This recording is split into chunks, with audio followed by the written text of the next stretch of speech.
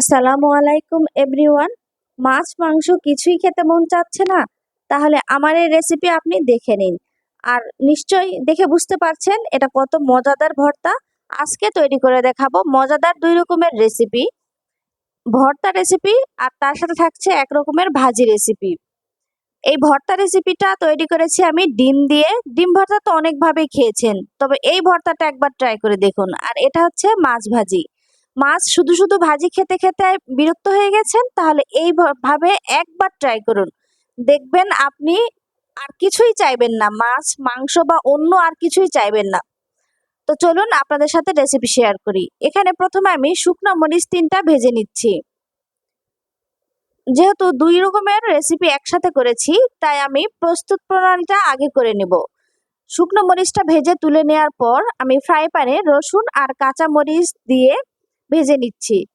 এরপর এটা যখন একটু ভাজা হয়ে যাবে, এ পর্যায়ে আমি একটুখানি দিয়ে দিলাম কাঁচা পেঁয়াজ।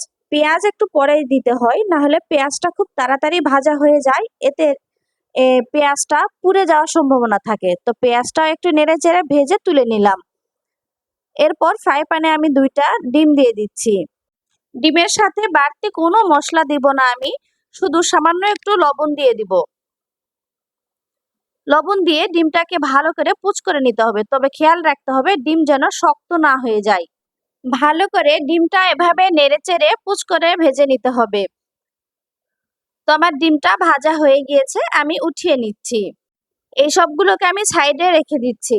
এরপর ফ্রাই প্যানে আমি আবারও পর্যাপ্ত তেল দিয়ে দিয়েছি, আর এর সাথে দিয়ে দিচ্ছি টুকরো করে কেটে রাখা টমেটো। টমেটোগুলো আমি এভাবে পিচ পিচ করে কেটে নিয়েছি। টমেটোগুলো দিয়ে আমি ঢাকনা দিয়ে ঢেকে মিডিয়াম টু লো হিটে বেশ খানিক সময় নিয়ে জাল করতে দিব। একদম জোরে জাল করলে টমেটোগুলো খুব বেশি পুড়ে যাবে, তাই একদম মিডিয়াম টু লো হিটে এটাকে একটু সময় নিয়ে জাল করে ভেজে নিতে হবে। তো আমার টমেটোগুলো সেদ্ধ হয়ে গিয়েছে, আমি উঠিয়ে নিচ্ছি।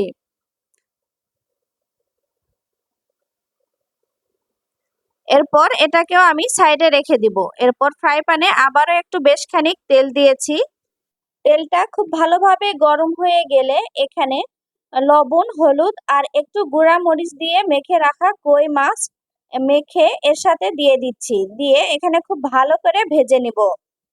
কই মাছের এক পাশটা খুব ভালোভাবে ভাজা হয়ে গেলে এরপর মাছগুলোকে আমি উল্টে দিলাম আর এক পাশ ভালো করে ভেজে নেওয়ার জন্য। তবে একদম কড়া করে ভাজার দরকার নেই, একটু নরমের মতো থাকলেও হবে। মাছ ভাজা হয়েছে, আমি উঠে নিয়েছি। আর এখানে বেশ খানিক কাঁচা মরিচ আর একটু পেঁয়াজ কুচি দেওয়া আছে। পেঁয়াজ কুচির পরিমাণটা প্রায় 1 কাপের মতো দেওয়া আছে। আর সামান্য একটু লবণ দিয়ে দিলাম, এর সাথে দিয়ে দিলাম সামান্য একটু হলুদের গুঁড়া। দিয়ে এই পেঁয়াজ আর কাঁচা মরিচটাকে ভালো করে ভেজে নিতে হবে। পেঁয়াজ আর কাঁচা মরিচ ভাজতে ভাজতে যখন এটার কাঁচা গন্ধটা চলে যাবে, এ পর্যায়ে আমি ভেজে রাখা মাছ এর সাথে দিয়ে আবারও খুব ভালো করে নেড়েচেড়ে নিচ্ছি। এরপর খুব ভালোভাবে এটাকে ভেজে নিতে হবে। পেঁয়াজ আর মাছ একসাথে ভেজে নিতে হবে। তো আশা করছি আমার এই রেসিপি আপনাদের ভালো লেগেছে। আপনাদের যখন কিছুই খেতে ভালো লাগবে না, এভাবে একবার হলেও আপনি এই রেসিপিগুলো ট্রাই করবেন। এখান থেকে 1 পিস মাছ হলে আপনার 1 প্লেট ভাত খাওয়া হয়ে যাবে। এত মজার এই রেসিপি। আমার বাসায় আমি প্রায় এই রেসিপিটা তৈরি করি। যখন কোনো কিছুই তৈরি করতে বা খেতে ভালো লাগে না, তখন এভাবে আমি মাছ দিয়ে তৈরি করি। এইরকম ভাজি খেতে খুবই ভালো লাগে। শুকনা শুকনা নয়, তবে মনে হয় এটা তেল দিয়েও একটু ভাত খাওয়া হয়ে যায়, এত মজার। তো এই যে এটা ভাজা হয়ে গিয়েছে, পেঁয়াজটাকে খুব বেশি কড়া করে ভাজার দরকার নেই, তিতা লাগবে।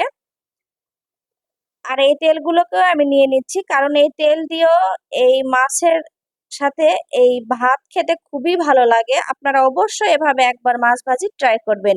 আমি কই মাছ দিয়ে ট্রাই করেছি, আপনারা চাইলে যে কোনো মাছ দিয়ে এভাবে তৈরি করতে পারেন, তবে কই অথবা তেলাপিয়া মাছের এই ভাজিটা খুব বেশি মজার লাগে। আর এদিকে আমি শুকনা মরিচের সাথে স্বাদ মতো লবণ নিয়ে এটাকে খুব ভালো করে হাতে মথে নিয়ে এর সাথে পেঁয়াজ মরিচ যেগুলা ভেজে রেখেছিলাম এগুলাকেও খুব ভালো করে হাতে ঘষে নিচ্ছি। আর এরপর এর সাথে আমি 1 মুঠ পরিমাণ কাঁচা পেঁয়াজ মানে পেঁয়াজ কুচি দিয়ে এর সাথে আবার 1 মুঠ পরিমাণ ধনেপাতা কুচি দিয়ে এটাকে হাতে খুব ভালো করে একটু মেখে নিব। এরপর দিয়ে দিচ্ছি আমি সরিষার তেল স্বাদ মতো। এইভাবে ডিম ভর্তা করলে খেতে খুবই ভালো লাগে। ডিম ভর্তা তো অনেকভাবেই তৈরি করা যায়। এইভাবে আপনি একবার ট্রাই করে দেখবেন, খুবই মজার লাগে। তো টমেটোটাকে খুব ভালো করে এভাবে হাতের সাহায্যে ভর্তা বানিয়ে নিচ্ছি। আপনি চাইলে এই যে টমেটো আছে এটাকেও শুধু ভর্তা করে খেতে পারেন। এটাও কিন্তু খুবই মজার লাগে। এবার কুচ করে রাখা ডিম দিয়ে এর সাথে খুব ভালো করে মেখে মেখে নিচ্ছি। আর একটু লবণটা চেক করে নিলাম। অসাধারণ হয়েছে। আপনারা একবার হলেও ট্রাই করবেন। আর আমার এই রেসিপি যদি আপনাদের ভালো লাগে, ভিডিওটিতে একটি লাইক দিয়ে আমার ইউটিউব চ্যানেলটি সাবস্ক্রাইব করে দিবেন এরকম সহজ রান্নার রেসিপি পেতে। আর আমার চ্যানেলে অনেক অনেক ভর্তা রেসিপি আছে, আপনারা চাইলে আমার চ্যানেলটা ঘুরে আসতে পারেন। তো আজকের মতো বিদায় নিচ্ছি, দেখা হবে পরবর্তীতে নতুন রেসিপির সাথে। আল্লাহ হাফেজ।